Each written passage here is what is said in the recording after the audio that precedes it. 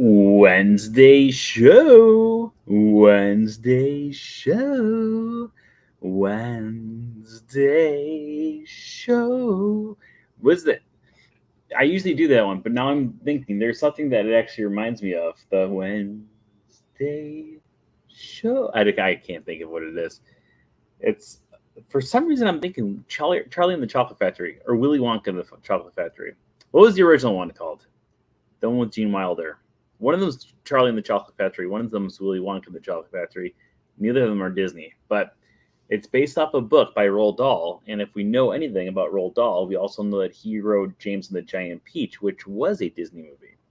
So there's your history lesson for the day. That's it, everyone. No, if you're just joining us right now, that's not it. Oh my gosh, we lost it.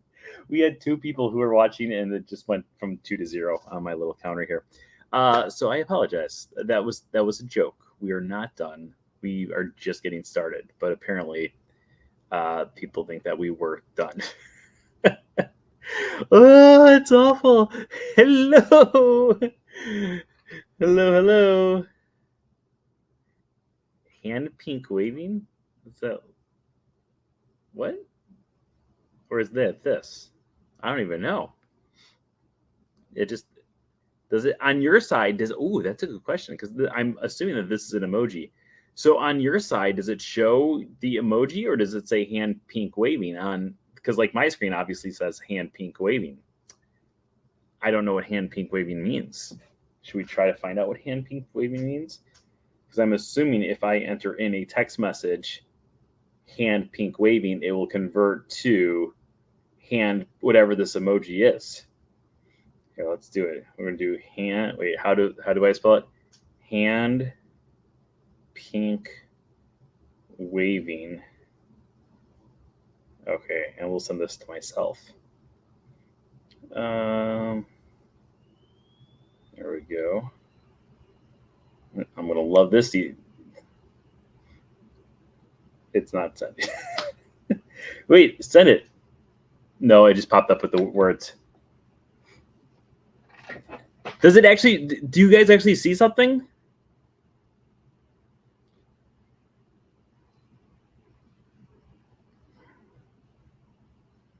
Oh, see, on my screen, it does not show the picture. It just shows.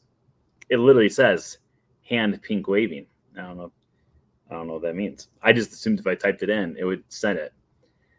But apparently not. How is everyone doing out there? Hopefully everyone out there is doing well. We are coming to you live from my condo. Tonight we're going to be doing an episode about we're going to give you guys the choice as we typically do. We haven't done this for a while, actually. For probably the last 2 months, we've kind of been having it. So it's a Ask the Expert or a Disney 100, or we did that episode all about the short cartoon. So we've been doing a lot of things specific, and we have not given you guys the opportunity to pick what you wanted to do. So tonight what we're going to do is we're going to give you guys a few options. You will choose what the show is going to be about tonight. And as always, spread the word. Send your friends over because maybe, just maybe, we can have a party tonight with all the fun and all the people. Oh, I just spilled water all over myself. Yeah, so at the start, I did a fun fact about Roald Dahl, the author, who wrote Charlie and the Chocolate Factory or Willy Wonka. The book is Charlie and the Chocolate Factory. The movie is called Willy Wonka and the Chocolate Factory. Or maybe it's strike that, reverse that. That's from the movie. And I said something, and then at the end I said, that's all for tonight. And we had 2 people. It showed me, I have a little counter up here on how many people are watching. It showed we had 2 people who were like logged in. They hadn't said anything yet, and they disappeared. So I don't know where those people went, but I hope they're having good lives without the Wednesday show. All right, let's get this party started. We're going to start the 743rd episode of the Wednesday show in 5, 4, 3, 2. Hello, everyone. Welcome to the 743rd episode of the Wednesday show. Today is November 15th, 2023, and I'm your host, as always, Brent Dodge. Hello. Today we're going to be going through and having it so you choose exactly what episode you want to have us talk about tonight. But of course, before we get to that, let's talk about our news for the week. First off, Thank you everyone out there who's been joining us for our Saturday in the Park. If you didn't already know, every single Saturday over on my YouTube channel, we do a live broadcast from someplace found throughout the Walt Disney World Resort. You never know where we're going to be broadcasting from, but I promise you we will always be coming to you from Disney. This past week, we came from Echo Lake / Hollywood Boulevard, where we took a look at the Christmas decorations. This coming up week, I don't know where we're going to be, but we will be someplace on Disney property, so make sure you join us every single Saturday at 1 o'clock Eastern Time for our Saturday in the Park series. Also, if you did not already know, every single day we are uploading a brand new YouTube video along with a brand new YouTube short. And as always, let's take a look at what our subscribers are at the start of the episode tonight. And if we go up as the night goes on, we will go into extra innings as the show goes on here.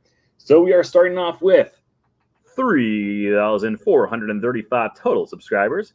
If we go up to 3,436 or higher, we will continue going into a little bit of extra innings as the evening continues. So send your friends over, tell them to subscribe, and all that other fun stuff. And of course, as always, tonight's episode, it's sponsored by Sometimes You Feel Like Life with Whales, but cheer on up with Patreon Pals. I don't know.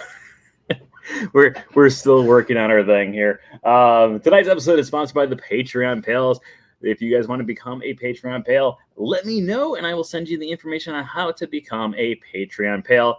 Right now, we haven't figured out our theme song for it yet. It's a work in progress. We've been sponsored by the Patreon Pals for 1 month now, but don't worry, we will have something in the near future. The color of the ball just switched colors. Oh wait. And okay, there we go.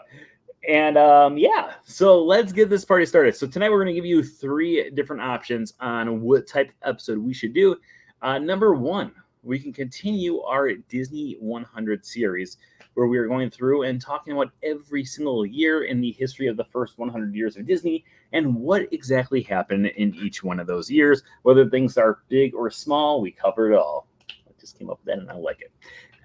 Other ones that we can do is we can go through and do an Ask the Expert segment, where you can go through and ask me any and all questions about anything and everything Disney, and we will go through your questions for the next hour and talk about anything and everything Disney. Or let's throw another topic out there. How about we can do a retired attraction episode, and we will let you guys decide the retired attraction if that's the one that we actually come up with. Or you know what? Let's not just say retired attraction. Let's do a coverage of an attraction. So an attraction at Walt Disney World, whether it's present or past, we will talk about that if that's the category that happens. So you guys have about, let's say, 2 minutes to throw your votes into the comments below on whether or not you want to have it. So we do a Disney 100 series, an Ask the Expert series, or a Disney attraction series based off of a specific attraction that you guys choose. We can talk about the history of it, the walkthrough of it, and then some fun facts about it as well. We've got people watching. The chat room's not very active tonight. It shows on here, on my thing, that we got people on Facebook that are watching, but we've not had any Facebook people actually writing it. So I don't know if that is because it's not connecting well or whatnot. All right, we got our first vote is for Disney 100 years. There we go. We got Candace is on. Hello, Candace. Candace, when does the big thing happen that I'm hush about? I told one person. I told one person because I thought it was very cool. I was like, guess what? What happened to one of my Patreon pals? And they didn't know what I was talking about. But I think it's very exciting, and I'm excited to tell our fellow Patreon pals sometime in the near future. 2 weeks today. Oh, that's so cool. 2 weeks today. Okay, any other things out there? Right now, we just have one vote for Disney 100 years. It says we got 15 people watching right now, so if it's only one vote and 15 people, come on, people. All right, again, your options are Disney 100 years, Ask the Expert, or going through a Disney attraction, either past or present. Throw your votes down. We'll give you guys about another, 30, 45 seconds to throw your votes in there. All right, we got another vote for 100 years. I'm thinking there might be some sort of connection problem because usually we are more active than this with this many people who are in the chat room right now. Ola Dodge, 100 years. Why are you wearing a Studebaker hat? This is Miss Marvel. Thank you very much.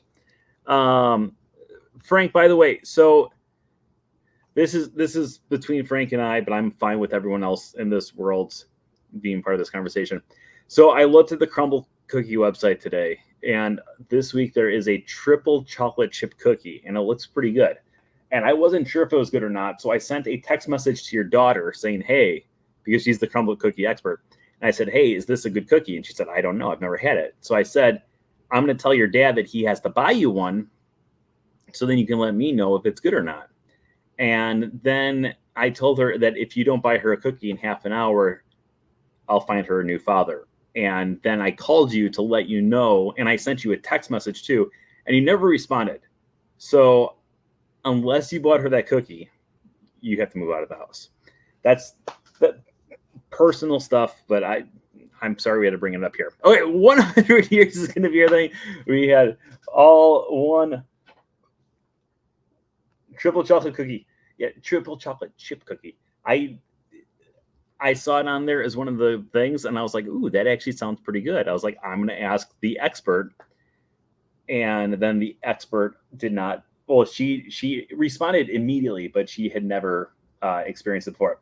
All right, so if you guys have never joined us for our 100-year segment before, what we are doing is we're going through every single year from 1923 until 2023 and doing a history of what has happened in the history of Disney in each one of those years. Let me try to pull up my notes here while I also go through the explanation here. So as we've gone through, we started this back in January, and as we've gone through since January, we have covered a lot of years, but we've not covered all the years yet. Where's my pen at? Is the big question. Here's a different pen. Hopefully this one works. It does. Yay. So what we're going to be doing is we're going to be going through. I'm going to give you guys a list of all the years that we have not done yet. So preferably you guys choose one of those years, because if you don't choose one of those years, then, well, I'm going to say, well, we've already done that year and we have to go do a different year. So here are the years that we have not covered yet. 1925, 1926, 27, 30, 31, 32, 34, 35, 36, 38, 39, 40, 42, 43, 45, 46, 47, 48, 49, 51, 52, 59, 60, 61, 64, 67, 68, 69, 70, 74, 77, 78, 79, 80, 81, 83, 85, 86, 87, 92, 95, 2004, 2007, 2009, 10, 11, 12, 13, 14, 16, 17, 18, and 19. Okay, so throw your prediction, or not your predictions, throw your preferences into the chat room, and we will start going through and covering the ones that we have not done yet. Our first one up is 1981. That's not the song, but ooh. I don't even remember her name. Wanna be a star. It was 1985 is the actual year of that song. All right, so 1981. Now, okay, before we start getting to 1981, we talked about it in the past, but 1970s and 1980s Disney, not the most exciting things happened in those years. Sadly, mainly due to the fact that there are a lot of things that happen in these years that just don't really happen. There's a lot of power struggle going on behind the scenes with the corporation itself. So when we go through these years, we will try to cover as much as we can, but at the same time, some of the stuff is kind of a bore schmore. So let's start off in 1981. Now, the first thing in 1981 is one of the greatest, maybe not the greatest, but it's up there. It's one of my personal favorites. One of the best Disney movies that's ever came out in 1981. When you're the best of friends, having so much fun together, you're not even aware. You're such a funny pair. You're the best of friends. That's right, The Fox and the Hound came out in 1981, and it was an immediate flop. But I think one of the things about The Fox and the Hound, which tells the story about Todd and Copper, a fox and a hound, I think one of the things that it's about it that is so touching in so many ways compared to most Disney movies prior to this is the fact that it doesn't really have the happiest of endings. If you look at almost every single Disney movie before and most, but not all, Disney movies after, they don't always have it so there's like a sad ending. And this one truly, truly, truly was a very, very sad ending. And it was heartbreaking. And I still love the movie. I just think that the animation's amazing. I think the characters are amazing. I love Todd, I love Copper, and I love all the side characters as well. But 1981 would have The Fox and the Hound release. In addition to that, with movies, we did have something massive happen in movies that year, not in theaters, but actually at home. That's right. In 1981 was the very first time that Disney ever released a brand new thing called a VHS tape, so people could actually go home and watch a movie at home. The first one that they would ever release would be Dumbo, the 1941 classic, and it sold like crazy. And it allowed people to go through and buy more and more in the future. Now, at this point, you would actually have to spend like 40 to 50 bucks for these things at home. Obviously, they would go cheaper, and then eventually they would get more expensive as the years would go on as well. But overall, 1981, not a whole lot else happened. Let me take a look here. Yeah, that's. We also got the first Disney on Ice show would come out in 1981, which we called the Walt Disney World's Disney on Ice. And then, in addition to that, we also had plans coming out for a brand new cable network known as the Disney Channel, which would be coming out a few years in the future. Hola! Okay, so that covers 1981. Let's go on to our next one, which is 1977.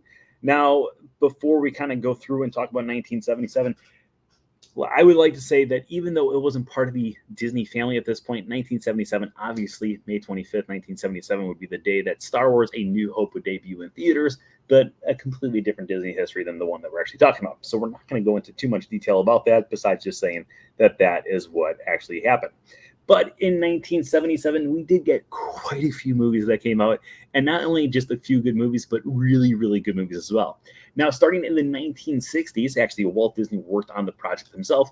We started to get these different Disney films, which were Winnie the Pooh short cartoons. There would be 3 Winnie the Pooh short cartoons, and in 1977, they would be packaged together to create the Many Adventures of Winnie the Pooh. Now, the Many Adventures of Winnie the Pooh would go on to become a classic Disney film, and it would also inspire different attractions at Magic Kingdom, Disneyland, Tokyo Disney, etc., etc., etc. It became one of the most popular films of all time in the Disney film, or in the Disney history, despite being 3 separate cartoons at the start that were just coupled together in 1977 for a feature film.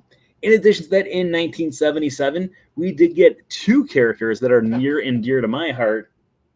Bernard and Bianca from The Rescuers would make their debut also in 1977.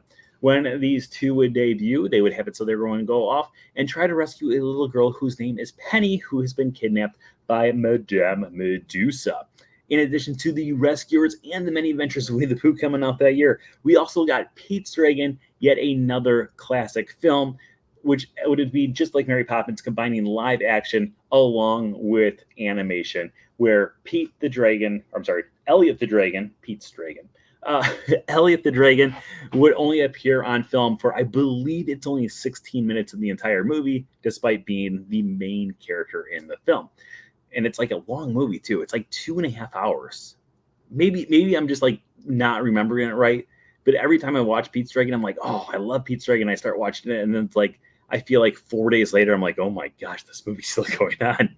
But I really do love Pete's Dragon. But it does have it so it's Elliot the Dragon, who became a classic Disney character as well. And he would be helping out Pete, the lost orphan boy who's trying to get away from his adopted family, who abused him. And eventually we had great songs like Candle and Water, and of course, a dragon. I swear I saw a dragon. But that's not all, because in 1977, we did get one more amazing Disney film. 1977, this is a good year. This is a really good pick for it.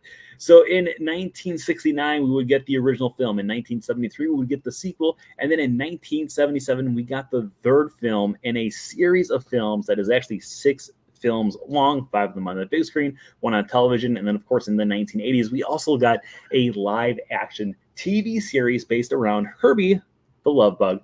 And this one in 1977 would be Herbie Goes to Monte Carlo, where once again we got Dean Jones coming back to portray Jim Douglas. And when they would go through, they would have it so they're going off to Monte Carlo to race in a brand new circuit. And of course, Herbie falls in love as well. In addition to all these great movies that came out in 1977, 1977 is a great year for movies. Like, now that I'm actually going through it, I'm kind of blown away by how many amazing films came out in 1977. But in addition to all of those films, we would also get, wait, where'd it go? There it is. Roy E. Disney, who was the son of Walt Disney, or not Walt Disney, of Roy Disney. He would go through and he would actually have it so he would step forward and say, I resigned from the company because he did not like the way that the company was going in whatever direction. So he decided to resign. And because of this, we started to get our first big shakeup in the Disney company. Thanks to Roy E. Disney. He would do this multiple times throughout his career. But because of his issues with the management of the company, he would step back. And then shortly after, he would come back once again as well. Yep, we actually covered Many Adventures of Winnie the Pooh as well. And then finally, I don't have it in my notes. I'm double checking something right now before I actually say it. Yes, I wanted to double check because I had it in my notes originally, and then I got rid of it. In 1977, our final film that came out in 1977, which is probably the greatest Disney film that has never been seen by anyone, with the exception of me, my family, and Eric. That's right. Jodie Foster in the movie Candle Shoe. We talked about Candle Shoe before on here. Candle Shoe is an amazing film. If you have never seen it, I highly, highly, highly, highly recommend it. It is without a doubt one of my top 5 favorite Disney films of all time. I say this to people all the time. They always think I'm joking. I'm dead serious. Go watch Candle Shoe. If you've not watched Candle Shoe, go watch Candle Shoe and go watch it. I give you permission to leave the show right now to go watch it. That's how passionate I am about people going to watch Candle Shoe. It's available on Disney Plus, and I watch it on Disney Plus quite often. In fact, I'm pretty sure that it's only on Disney Plus because they know that I'm watching it at least once a month because it's such a great film. All right, let's go on to our next here, 1987. 1987, not a whole lot happened in 1987, but at the same time, I feel like there's one big thing that happens in 1987. Let me just double check my notes here to make sure that it is what I'm thinking of. Yes, that is exactly what I was thinking of. And I didn't even think about that. Okay, 1987. Let's start off with the basics. Now, obviously, Disney at this point had the Touchstone label. With the Touchstone label, we were releasing more and more films, and 2 of the classic films that came out in this year are still beloved to this day. Number 1, 3 Men and a Baby, starring Tom Selleck. What was that guy? He's in everything. Steve Guttenberg. And then the other guy who I can't think of his name. Steve Guttenberg. Whatever happened to Steve Guttenberg? Remember, like, back in the 80s and 90s, he was in everything. But anyways, the 3 of them, along with the baby, starred in 3 Men and a Baby. In addition to that, we also got another classic film, Good Morning Vietnam, starring Robin Williams, who takes place in the Vietnam War. And then in addition to that, in 1987, we would also get a few other amazing things. The one that I thought of immediately was Star Tours. Star Tours would open up in Disneyland that year. It would be a partnership between George Lucas and the Disney Company, which would spawn for years and years and years and years until eventually George Lucas would actually sell the entire franchise to George Lucas. And then, that was 86. I'm looking at the wrong notes. No, I'm not. Wait a minute. No. That's 87. Haha. In addition to that, in 1987, it's because of the cracks in my phone. I thought I had it. It wasn't. It's 87. Anyways, so also in 1987, we would open up the very first ever Disney store. A few years later, we would also get the very first Disney store with a restaurant inside. We're not there yet, though.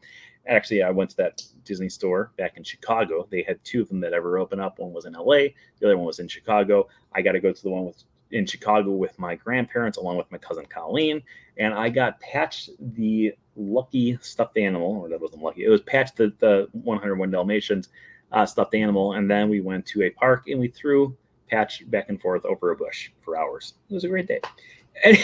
Anyways, in addition to that, Disney did sign a contract with the French government, making plans to build Disneyland Paris. But that's not all, because also in 1987, something that would also become near and dear to my heart, that's right, the Disney dollar would debut in 1987, which would be the official currency of Disney parks for about 30 years until eventually they would take it away. I still have many, many, many, many, many Disney dollars that are still stored away because I collected every single one from every single year because I was absolutely obsessed with all of them.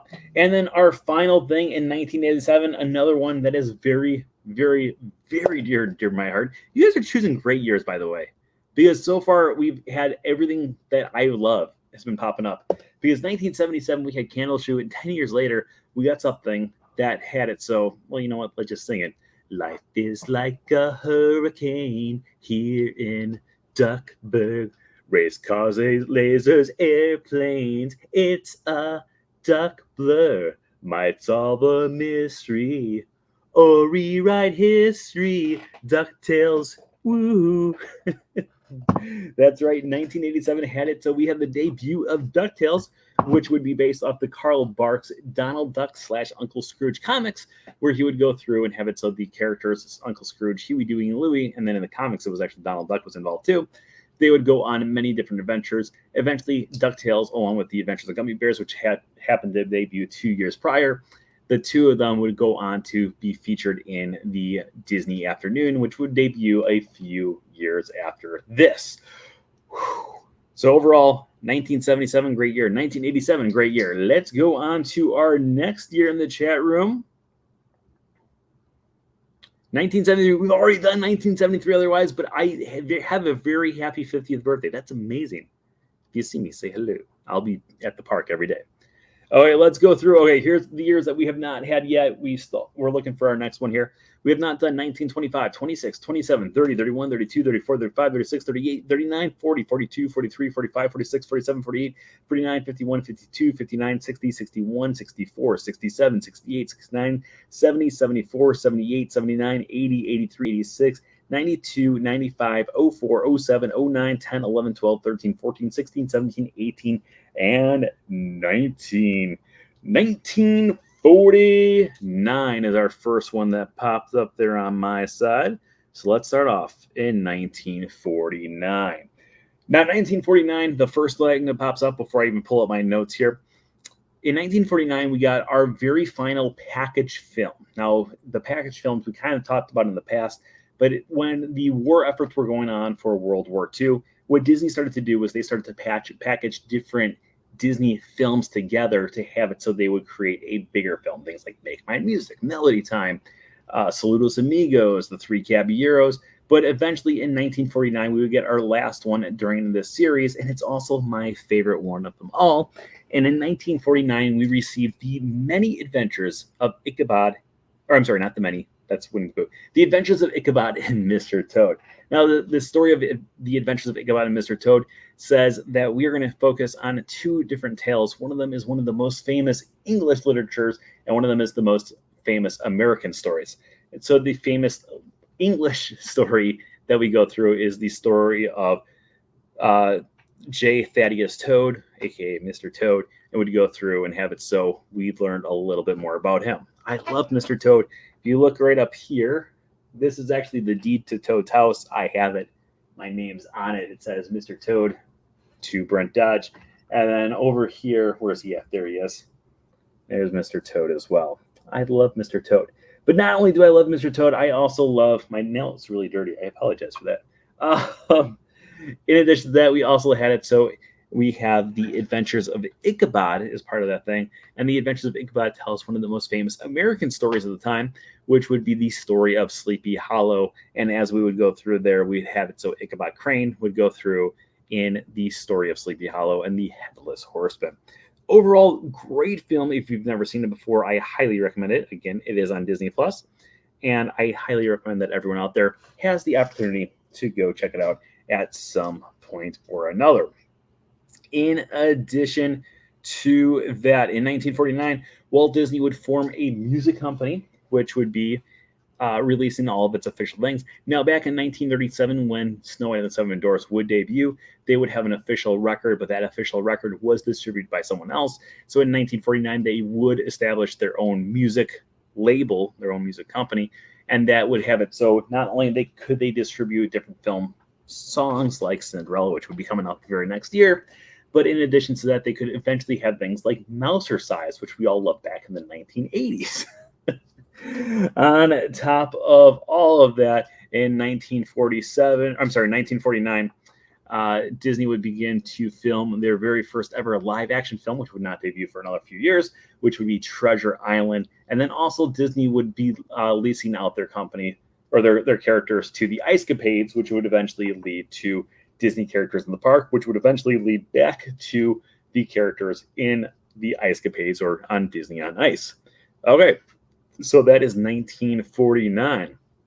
Let's go to 1927. So in 1927, we would be seeing our final moments of Oswald the Lucky Rabbit. Now, actually, we would also be seeing the start of the Lucky Rabbit. So let's start off with actually in 1927, we would have it. So this would be the time when we would be seeing the end of the Alice comedies. Now, the Alice comedies would be the start of the entire Disney company back in 1923. We would have it so Walt Disney, along with his brother Roy, would sign a contract to go through and have it so they would go through and create all these different,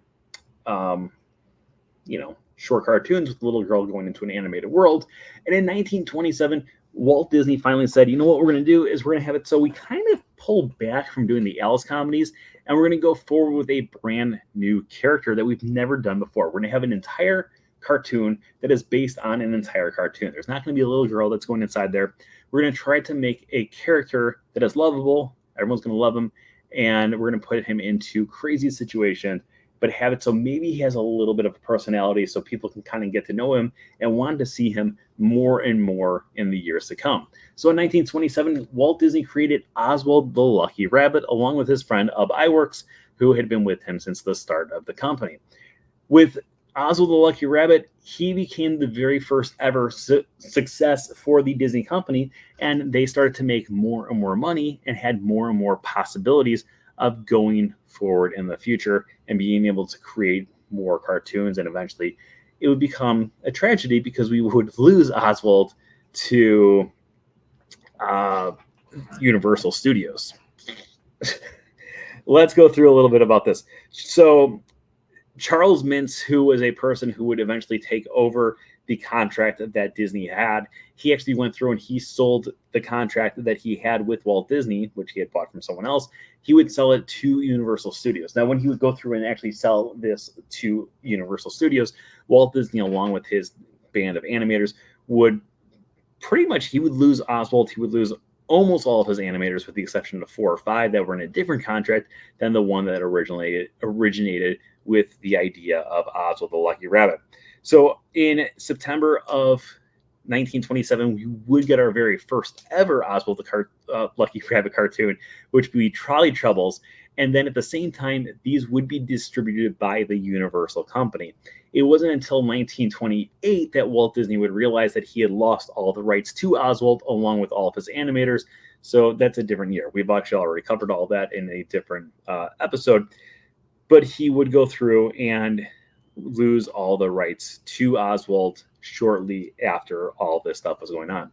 So 1927, great year. We got Oswald the Lucky Rabbit, and also terrible year because we had a shady deal, and that shady deal would cause a lot of bad things to happen in the future. But it would also bring with it some amazing things in the future. Let's move on to our next year, which is 1986. Is that the year of the Flight of the Navigator? I think so.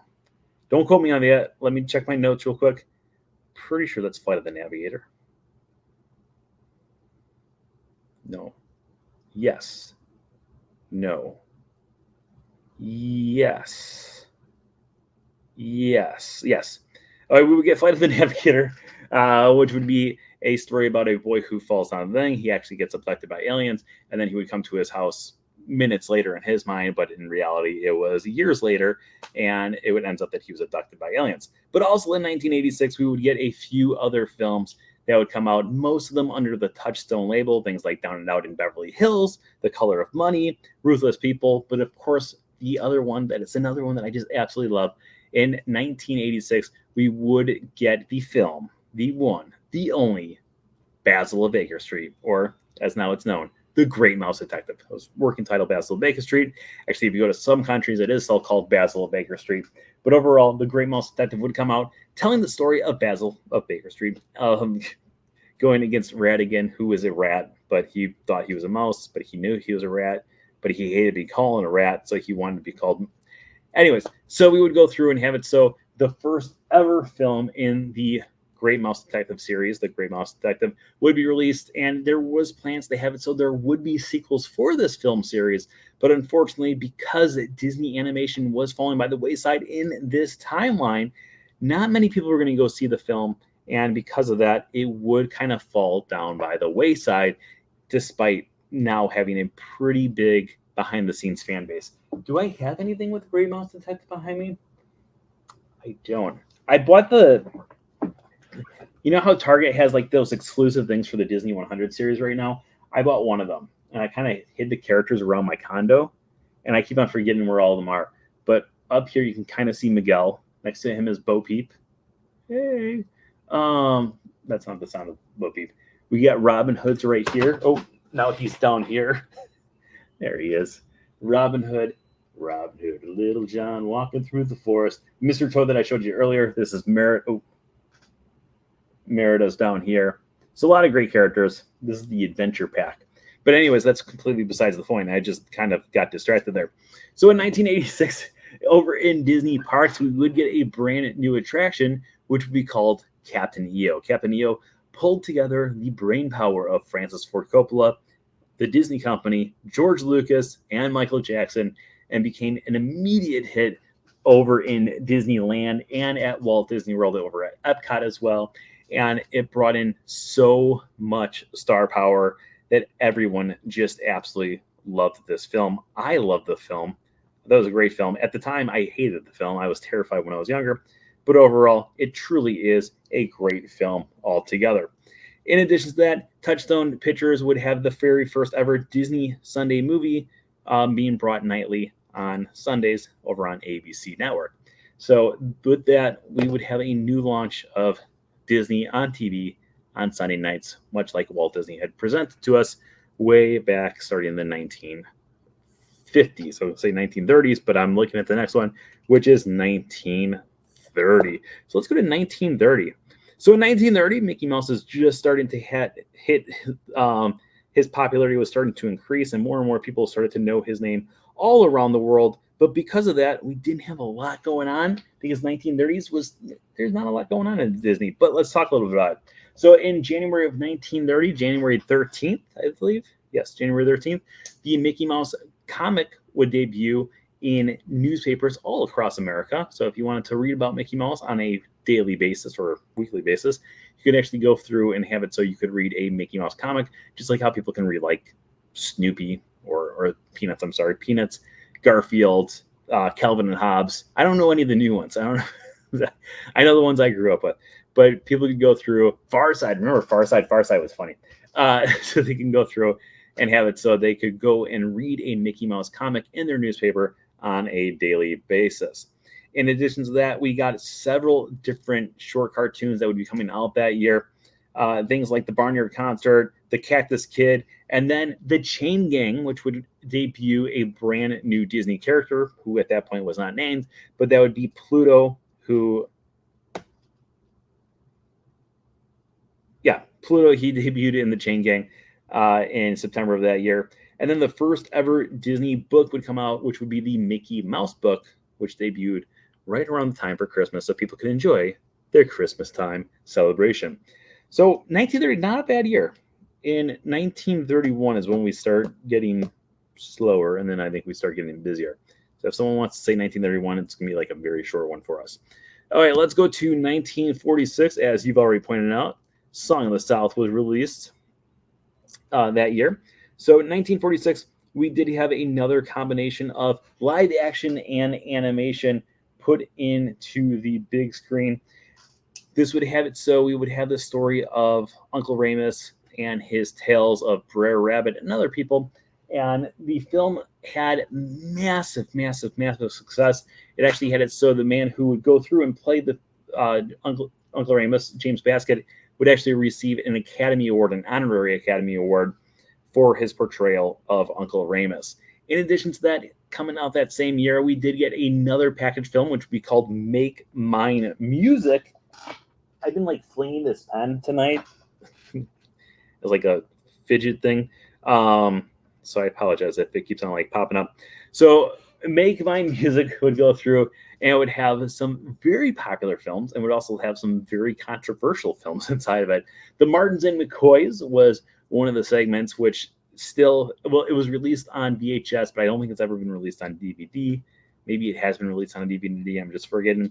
It was about two different families that both were pretty much, it was like a Romeo and Juliet, but with like backwoods area people, and they were trying to kill each other the entire time. And overall, not the greatest. We had All the Cats Join In, which was like a little jazz thing. It kind of reminded me of that jazz segment that's in Fantasia 2000. We had The Blue Bayou, which is very, very slow, very, very dull. Overall, Make My Music's not the greatest film. We had Two Silhouettes, which was two silhouettes that were just falling in love with each other, and it was just two silhouettes. We had Casey at the Bat, which was a great one. If you've ever gone to Casey's Corner over at Magic Kingdom, that's actually what it's based off of, which is actually based off of a poem that came out in 1888. If you ever go to Casey's Corner and you look at the address of Casey's Corner at Magic Kingdom, the address is 1888 in reference to the year that the poem came out, not the year that the movie came out. In addition to that, we also have one of my favorite segments, which is Johnny Fedora and Alice Bluebonnet. I've always loved Johnny Fedora and Alice Bluebonnet. I just think they're great characters. They're two hats, but they have so much emotion. Oh, wait, let's. We tried that one time, but we still kept on getting people to throw it out the same ones. Okay, let's keep on going through here. I'm going to list off all the ones that we've not done yet. Okay, so right now the remaining ones we have is 1925, 26, 31, 32, 34, 35, 36, 38, 39, 40, 42, 43, 45, 47, 48, 51, 52, 59, 60, 61, 64, 67, 68, 69, 70, 74, 78, 79, 80, 83, 85, 92, 95, 04, 07, 09, 10, 11, 12, 13, 14, 16, 17, 18, and 19. We still have quite a few left here. Oh, okay, we got 67 is thrown out there. Let's do 1967. I started looking, I was like, wait a minute, we've already done 1967. No, we haven't. I had put 66 before and after 67, and I was very confused on how we didn't have 67. There we go. Joanne, you just said the one. I'm shocked that no one has said. I've been waiting for that one to be brought up for ages, and no one has brought it up at all. So in 1967, let's first start off about there's three things we want to talk about in 1967, and all of them are really, really important things to talk about in 1967. But let's first talk about the one that's closest to me. And I don't mean like emotionally, I just mean that it's literally like a mile and a half down the road. It really is like a mile and a half down the road. In 1967, we would have it so Reedy Creek would be developed, and we would have it so construction would actually start on the Walt Disney World Resort. The very first building that would be built is literally down this road and take a left, and it's right there. It's literally a mile and a half away from where we are currently sitting here. But in 1967, we would have it so the Welcome Center was built so people could actually go through and find out what Walt Disney World was going to be all about, which would be opening up 4 years later in 1971. When that would open up, we also had the establishment of the Reedy Creek Improvement District, which of course has been in the news for lots of different things. We're not going to go to that though, because we didn't talk about politics here. We just talk about fun stuff. And then in addition to that, we would have two other things that would debut in 1967 that are both insanely iconic to this day. First one is the Jungle Book would be the first ever not live action, first ever animated film that would be released after Walt Disney's death that Walt Disney still had a part to play in. Not like he was an actor in it, but like he was working on that film before he passed away. So in 1967, we would have the debut of the Jungle Book, and it would become one of those films that was very touching, very loving. A lot of people truly loved it, but at the same time, it was also heartbreaking because a lot of people did realize that it was the last film that we ever would see Walt Disney's personal touch being played kind of partly into. In addition to that, speaking of things that would open up that Walt Disney had a hand in, but he never really got to experience himself, was in 1967, March 18th, 1967 to be specific, we would have it so Pirates of the Caribbean would debut over in Disneyland. Now, there are people who will go through and they will say that Walt Disney never experienced this attraction. However, they did put him on a little cart and push him through the attraction before water was added to it, and he was able to experience the entire attraction without water before he would actually pass away in 1966. Pirates of the Caribbean, of course, would become a massive, massive, massive, massive hit and would become beloved and placed in pretty much every single Disney park around the world. Magic Kingdom, obviously, Disneyland Paris, and then, of course, Shanghai's got like an entire area that's based around Pirates of the Caribbean. And, of course, in 2003, we would also have the Pirates of the Caribbean franchise. Side note, I met up with one of the guys that I work with the other day. He's not a big Disney fan. Him and I went to the park, and we were talking about an attraction. I'm trying to think which attraction it was. We were talking about an attraction, and I know. He had gone on Haunted Mansion earlier that day before I met up with him, and he said, it's kind of weird that there's nothing really about Eddie Murphy in that attraction. And I said, wait a minute, do you think the Haunted Mansion attraction is based off the movie? And he said, well, yeah, it is, right? And I was like, no. So then I had to explain to him how history works. And then I started pointing out Pirates of the Caribbean. He had zero clue that Pirates of the Caribbean was inspired the movie or the ride first, then the movie, and then some of the elements of the movie inspired parts of the ride. He had zero clue. And I've never in my life lost so much respect for a human being so quickly. That's not true. He's a really nice guy, and I really like him. But I was very disappointed in him for not knowing his Disney history. But he's not a Disney person, so I also can't get mad at him. 1964. 1964 is the year that I've been waiting for. I'm shocked no one has said 1964 since the start. Side note, if we did not get any new subscribers, I guarantee you this will be our last one. You know what? Let me look. Let's see. We started at 34, 35 subscribers at the start of the episode.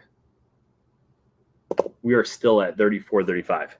So if we do not get any new subscribers by the time I finish this one, this will be our last one because 1964 is a massive year, and I would feel terrible if we just kind of glazed over it and didn't really go into too much detail about it. So let's start off with I want to say the big one, but I feel like both things that happened in 1964 were massive. So let's start off with the first one. Let's start off with the movie because should we talk? Yeah, let's talk about the movie first because the movie would have been filmed before that, and then there's something with the movie that takes place with the attractions. So in 1964 was a massive year for the Disney company. In fact, if you would go through and say what was the most successful year that Walt Disney ever experienced with the Disney company, I would argue that 1964 was probably the most rewarding for him as a creator for both movies and for theme parks, because 1964 would be a very pivotal moment in the entire course of the Disney company. So in 1964, first off, we had probably one of the most, if not the most beloved, by the way, it's funny because my hair looks like it's a continuation of Yes. But we had one of the most, arguably most influential Disney movies of all time, people will still say that this is probably the most iconic Disney actress of all time, which was Julie Andrews in the movie Mary Poppins. Mary Poppins! Mary Poppins would go on to win Julie Andrews an Academy Award for her portrayal of Mary Poppins. We'd also have it so the Sherman Brothers would win their first Academy Awards for Chim Chim Cheree. And then, in addition to that, the entire movie was just, to quote the movie, practically perfect in every way. Everything about this movie, you could tell that everything that had been done in the Disney company before this, all the way back to the Alice comedies till now, had a part in what would eventually become Mary Poppins. Walt Disney would actually go through and say himself that Mary Poppins took literally every single trick that the entire company had ever created and put them together to create this film. 1,000,000% agree with that thing, because if it was not for Mary Poppins would not have been created without the Alice comedies, taking a person and putting them into a cartoon world. There's a whole segment about that. It would not be possible without things like Snow White and the Seven Dwarfs, just amazing, beautiful storytelling, beautiful animation. It wouldn't be done without things like Treasure Island, an actual live action film. We have a pirate ship in this film too. It's just part of the house. And there's so many things that led up from original storytelling to Mickey Mouse to full-length feature animated films, silly symphonies, etc., etc., etc., all that led to Mary Poppins. So if you would go through and find the film that Walt Disney has pretty much said he's the proudest of in his entire career, Mary Poppins is the one that he often would say for the last 2 years of his life that really truly brought together everything that he had ever done and everything that he had ever accomplished, and had it so it was kind of the perfect film that Disney would ever create. 100% agree to that. I think that it is one of the most beautiful films of all time, and it is one of the most beloved films of all time as well. In addition to that, in 1964, that's not even, like, that's just one of the little things. Let's talk about the 1964 World's Fair. So in 1964, the New York World's Fair, 1964 to 65, they would have a World's Fair in New York City, Flushing Meadows Park, and over there they would have it so there would be not one, not two, not three, but 4 different Disney attractions that would debut at the 1964 World's Fair, and all 4 of them would play a tremendous role on where the company would go from that moment on. So starting off, let's just talk a little bit about 1963, which we've talked about before. But in 1963, the Audiomatronic was created for the Enchanted Tiki Room, and then literally 1 year after the creation of that, we would get 4 attractions that would all really play a huge role in using this brand new technology, and not just using it, but trying to figure out a way how to have it so they would go forward in the company history with this brand new technology. So in 1964, the 1964 World's Fair, we had great moments with Mr. Lincoln. So the entire state of Illinois was going to have a pavilion at the World's Fair, and they approached Walt Disney and they said, we would like to sponsor you to create an attraction. And Walt Disney said, haha, I know exactly what I want to do. Prior to this, in about late 1950s, around 1959, Walt Disney had this idea for a colonial street that would be based off of a colonial period going off of Main Street, USA over in Disneyland. And in this, one of the attractions that he wanted to do was called the Hall of Presidents, and have it so have it so every single American president would be on stage and have it so they're talking about the foundation of America. And one of the big things that was going to be Abraham Lincoln, his childhood hero, would stand up in the middle of this and deliver the Gettysburg Address. Now, when the state of Illinois came forward and they said, hey, we want you to do this thing, he said, well, I got a great idea as well. And he created Great Moments with Mr. Lincoln. So with this, they brought brand new technology, and they actually had it so finally they could actually make an Audiomatronic that was a human in the form of Abraham Lincoln. It would be so impressive that people who would watch it would actually go through and spit things at it, thinking that it was a man, an actor out there, and they were trying to make him flinch. Of course, he didn't flinch because he was an Audiomatronic. Now, in addition to that, we would also have it so we would have another human Audiomatronic show in the Carousel of Progress. Now, the Carousel of Progress would take us take a look at the Progress family as they would go through several different decades throughout the years. And as they went through, they would sing the song, there's a great, big, beautiful tomorrow shining at the end of every day. So with this brand new technology, we were able to have it so we had these characters that we would actually be able to watch how they grow in the different centuries thanks to the progress that is put out to them.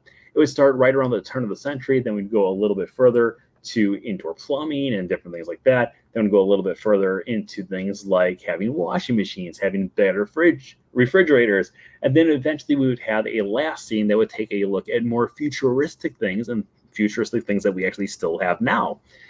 So with this thing, this is how it's connected to Mary Poppins. If you've ever gone to see Carousel of Progress, in the very first room, it is Valentine's Day, and the very first thing is the two robins in the window, and they're whistling, and then he goes, sounds like the robins are whistling out there.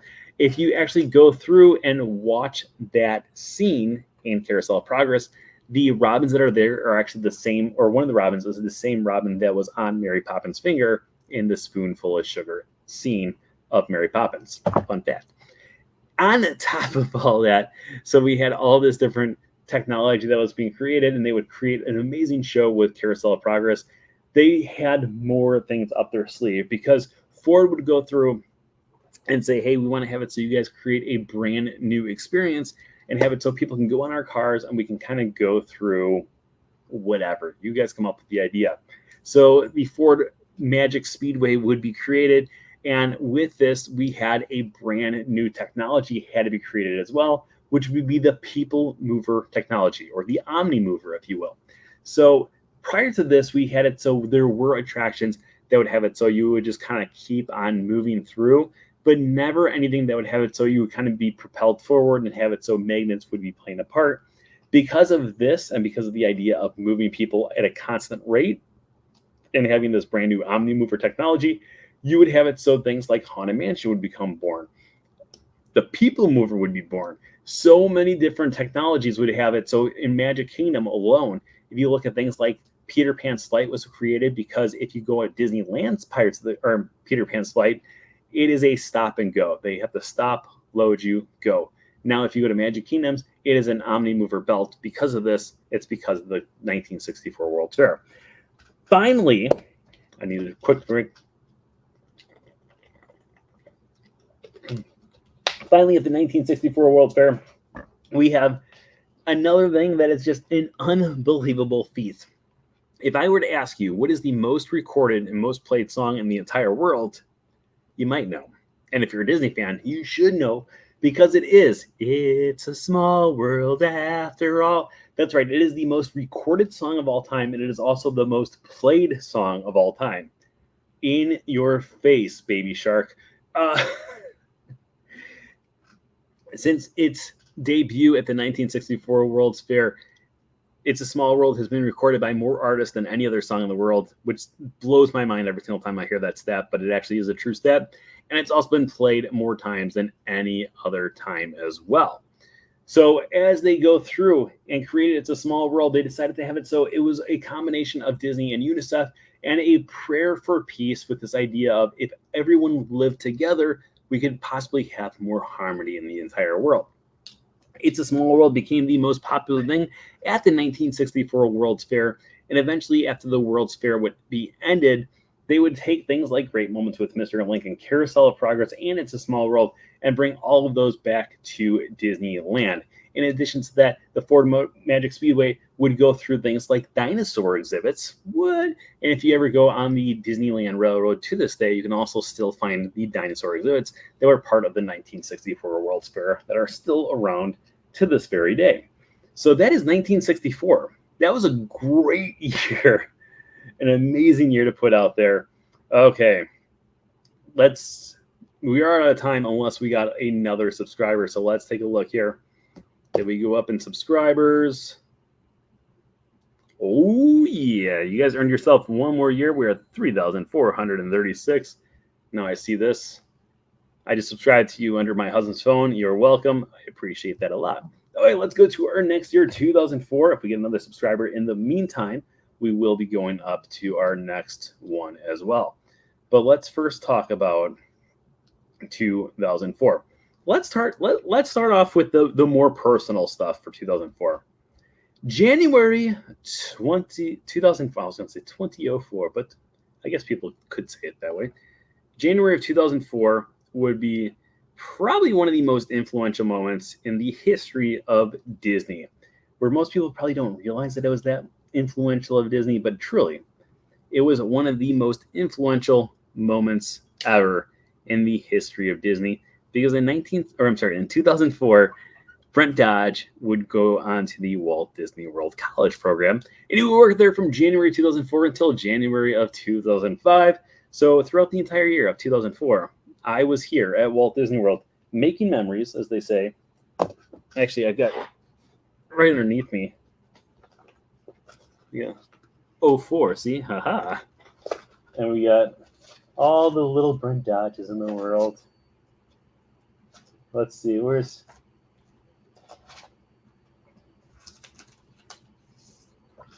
There you go. There's me holding up the Disney University sign. Such a little child back then. I've matured so much. Let's see here. Where do we have? Where's the one? There's a picture I've always liked. Oh, actually, there you go. To combine the two, there's me in my custodian outfit. In front of It's a Small World. Haha. Okay, so in 2004, what a great, 2004 was a great year.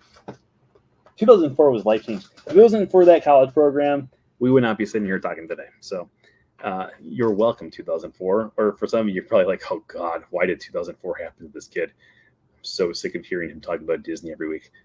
And if that's how you feel, thank you for not blogging out. So in 2004, we got a few brand new films. All three of them great films. Number one, National Treasure. National Treasure would be starring Nicolas Cage as Benjamin Franklin Gates, and he would be going through and trying to figure out exactly where this National Treasure was. Of course, it would spawn a sequel, National Treasure 2, Book of Secrets, and it would also create a Disney Plus television series that debuted last year, which I absolutely loved. Unfortunately, they did not renew it because not as many people loved it as much as I did. But overall, I personally loved it. In addition to National Treasure, we got a brand new Pixar film called The Incredibles. Ba-dum, ba-dum.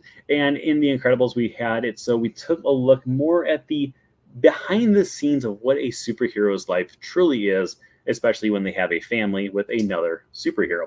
And finally, the final one was a film that I love and most people absolutely hate. It came out on April 2nd, 2004, and the only reason I remember that is because the entire slogan for it was "Bust a Moo on April 2," and that was Home on the Range, which I think most people absolutely hate. I personally think it's a great film. I absolutely love it. I think it's hilarious, and most people that I talked to just absolutely hated it.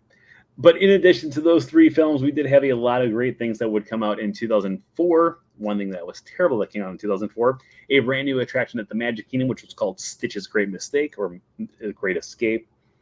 Overall, not a big fan. But in addition to all of those things, in 2004, in February 2004, Disney would go through and they would actually purchase the Muppets for the very first time. They finally had a deal that was being built since 1991 with Jim Henson himself. Jim Henson was considering selling the Muppets to Disney, then he would pass away. And after he passed away, his family said, no, we just don't feel comfortable giving away Jim Henson's work, his lifelong work, and we're going to have it so we hold it back. We're not going to let it so it goes through and sell it yet. So they continued to have it so they would hold on to the Muppets. But in 2004, the Disney company did purchase the Muppets along with Bear in the Big Blue House. On top of that, they would go through and have it so they would sell off different things like the Disney Store, which would be sold to the Children's Place. And then also they would close up the division of animation because hand-drawn animation was quickly falling by the wayside. And they would get rid of their animation department over in Japan. On top of that, there was this hostile takeover that was being taken or trying to be taken over with Comcast trying to purchase Disney for 51, I think it was. What's my number say? $54 billion. And Disney said No, thank you. We've got $66 billion. We don't need your money. In addition to that, of course, as MCM pointed out there, we did have the Lion King 1.5 would debut on VHS as well that year, DVD that year. If you've ever watched the DVD for that one, so let's go back to the book here. My roommate Kyle, he would kill me if he knew this is the picture I was showing him. That's Kyle. Kyle worked at Animal Kingdom. And if you worked at Animal Kingdom when Lion King 1.5 came out, they had it so. Do we have this? We were all so sad this day. This is the last day the three of us were at the condo together. And look, we got Wendy's. And I said, we need to have a picture of all of us in front of the door. And that's our notice saying that you guys have to be out by a certain time tomorrow. And I said, oh, we got to get a picture of all three of us. And So Kyle worked at Animal Kingdom, and everyone who worked at Animal Kingdom got a DVD of Lion King 1.5. And in addition to that, over at that point, it was Tarzan Rocks. At the theater for Tarzan Rocks, everyone got to go there who's a cast member. They were invited to go watch a special screening of the movie on the big screen. And Kyle got to go, and he knew what a big Disney fan I was. And I remember him coming home that day, and he was like, guess what I got to do today? And I was like, no. But he had the DVD, so then we watched the DVD that night. And overall, it was a good movie. Okay, let's see. Do we get any new subscribers here?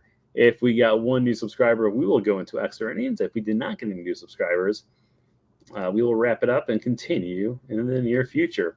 We were still sitting at 3,436 subscribers. But not bad. I appreciate the new subscribers. So we are going to be wrapping up tonight's episode right here. As always, tonight's episode is sponsored by Some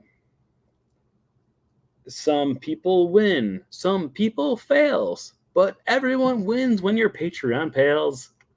Still working on the logo.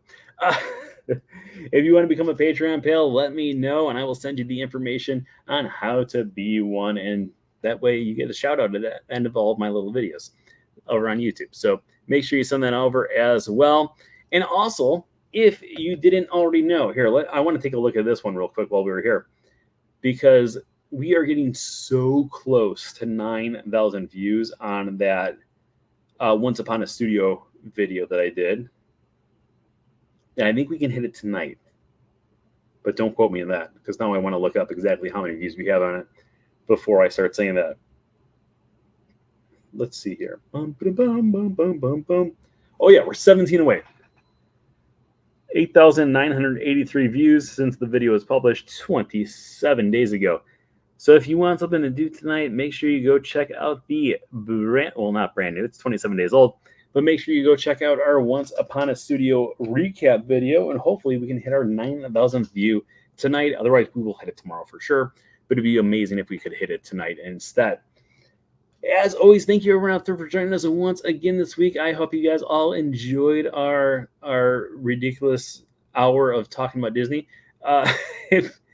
If you're not already subscribed to the channel, make sure you subscribe. Send all of your friends over to subscribe as well. We are getting closer and closer to our 4,000 subscriber. I would love to hit 4,000 subscribers by the end of the year. So if you know anyone who has not subscribed yet, make sure you send them over to subscribe as well.